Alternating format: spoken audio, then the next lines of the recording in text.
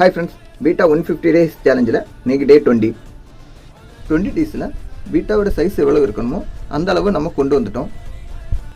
பேசிக் கலரான copper metallic எல்லா beta ஃப்ரைஸுக்கும் வர தொடங்கியாச்சு.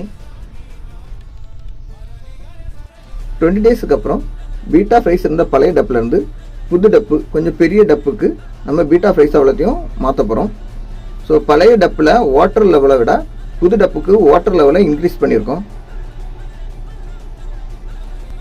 இந்த முறையும் பீட்டா ஃப்ரைஸை சேஞ்ச் பண்ணதுக்கு ஸ்பூனை தான் நான் யூஸ் பண்ணுறேன். இந்த முறை ஆர்டிமியா கல்ச்சரை ஃபுல்லாக ஸ்டாப் பண்ணிவிட்டு மொய்னா கல்ச்சரை ஃபீட் பண்ண போகிறேன். மொத்தமாக 78 குட்டிகள் இருக்குது. 78 குட்டிகளுக்கு 10 பில்லர் மொய்னா கல்ச்சர் போதுமானது.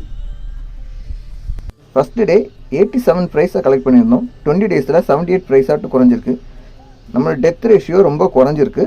ஸோ இதுவே நமக்கு ஒரு பெரிய சக்ஸஸ் தான்.